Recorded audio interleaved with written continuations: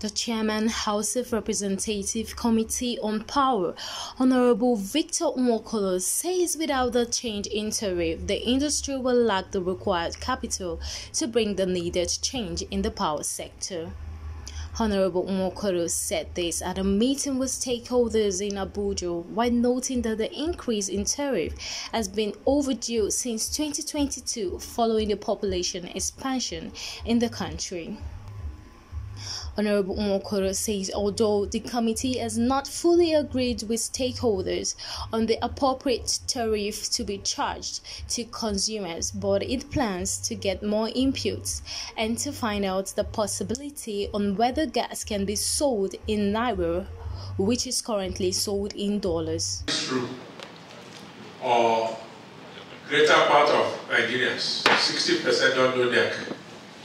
They don't know GENCO. All they know is discos. Give us like these other components. Is only the industry will know who is in charge of tax. Because the issue of timeline for improvement, we really want disco to help NEC by the time they finish to give us something specific. Because yes, I'm buying these parts, or even if you go to a medical doctor now and say you are sick, you are taking this drug, they will ask you, well, how long will I take this drug to expect changes? You know, Nigerians want to know that, because it is good that will come from you vis-a-vis of what you already have on ground. So the next chairman and his team, they will answer the ones they will answer, but we want you to also give us a clue. Issues have been raised with what is going on now, with what governments have done or NEC have done.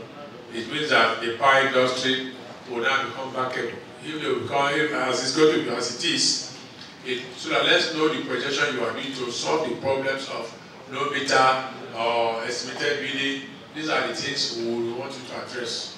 Some members of the committee asked for clarification in the increments in tariff. They also said this is not the right time. As the Regulatory Commission explored every other possible avenue, they're trying to manage this situation internally with government before resorting to increment in the tariff. How much have they invested and how much return have they made since concession? Can you oblige Nigerians through us with these figures? Because even Mr. President, while he was addressing this matter, said that the concessionaires have not invested enough into this business. And that's why we have this, but since you have come here to tell us otherwise, that they need to recover reasonably on their investment, please can you tell Nigerians what they have invested so far since concession, so that we can look at it objectively too. And the issue is, of course, there are certain facilities that have not been put in place. And I think before you talk about gas, there are certain facilities that need to be put in place.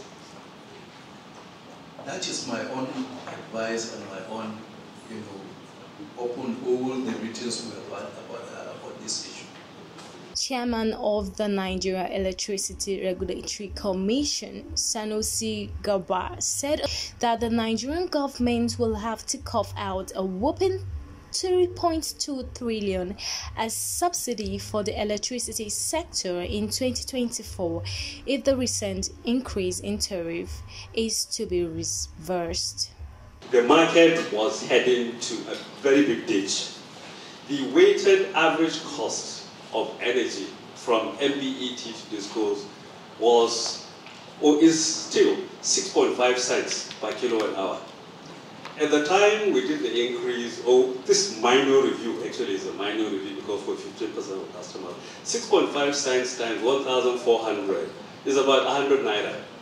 This is energy at the power plant, before you transmit it, before you distribute it, and so on. ECOE tariff is 65 naira. Energy at the power plant, 100 naira. How can the sector survive?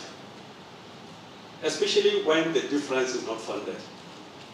The honorable members here know that today in the budgetary appropriation of this country, there's no 2 trillion naira in the budget. Who's going to fund the energy that we're all consuming in our homes? So even without any immediate improvement, somebody must pay for the energy that's been generated. And therefore, all we did was a slight movement to reduce the fiscal burden on government. Still, the National Assembly will have to go back and make appropriate provisions to cover the revenue shortfall. Otherwise, the conversation will be about GENCOs not being able to continue because gas will stop. Comfort Chukelo reporting.